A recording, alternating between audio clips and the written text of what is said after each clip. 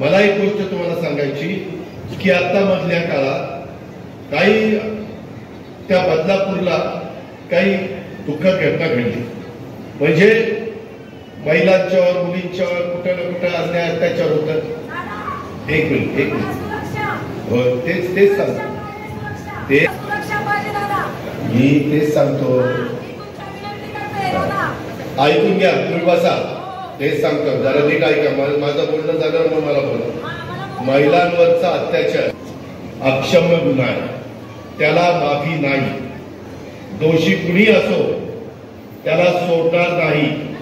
ऐकलं पाहिजे, सरकार येतील, सरकार जातील, पण महिलांच्या सुरक्षेबाबत कोणालाही पाठीशी घातलं जाणार नाही। महिला सुरक्षेला सर्वोच्च प्राधान्य, सर्वोच्च, त्यामध्ये हे मी जर सांगितलं की यांना तर फासावरच लटवायचंय, त्याच्याशिवाय दुसरा इथं खेळ नाही। तुम्हाला हेही सांगतो, परवा पंतप्रधानांच्या कार्यक्रमाला मी होतो जळगावला, भारतीय न्याय संहितेतील तरतुदीमध्ये आता महिलांना घर बसल्या ही तक्रार त्या ठिकाणी करता येणार आहे, आणि नवीन कायद्यात अशा प्रकरणामध्ये दोषींना फाशी आणि जन्मठेप याची तरतूद केलेली आहे। फाशी दिल्यावर जन्मठेपेचं राहतच नाही, पण फाशी आणि जन्मठेप कायमचाच वर गेला पाहिजे, त्याला त्याच्या पुढच्या 5-50 पिढ्या आठवल्या पाहिजे। परत असल्याचं विकृती आहे, विकृती नराधमाची आहे, त्यांना माफ नाही।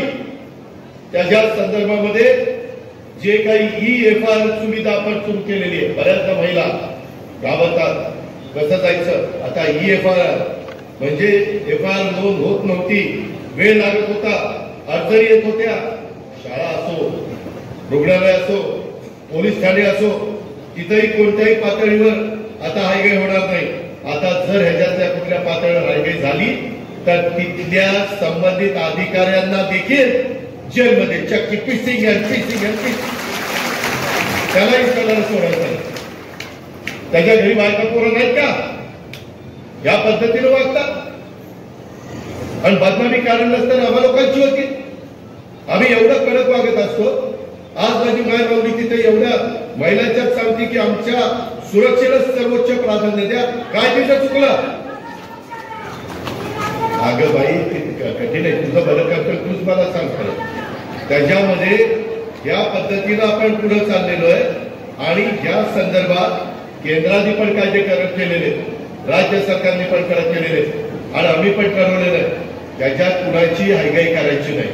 कुणी किती मोठ्या बापाचा असू द्या, किती मोठ्या वशिलाचा असू द्या, त्याला माफी नाही म्हणजे नाही।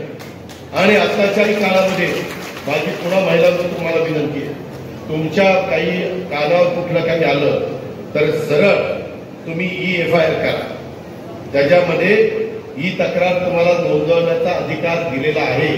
आणि मग पोलीस ठाणं कसं नोंदवून घेत नाही, किंवा शाळा नोंद का घेत नाही, किंवा इतर वेगवेगळे रुग्णालय त्याच्यामध्ये का नोंद घेत नाही, त्याबद्दलचा पुढच्या गोष्टी त्या ठिकाणी होईल। ही गोष्ट आपण लक्षात घ्या, आम्ही कुणाला माफ करणार नाही। आणि याच्यामध्ये त्या पश्चिम बंगालमध्ये तर इतकी क्रूर पद्धतीने तिथं हत्या केली आहे का आपल्या भगिनीची, डॉक्टर बाईची, मी सांगू शकत नाही, इतके नालायक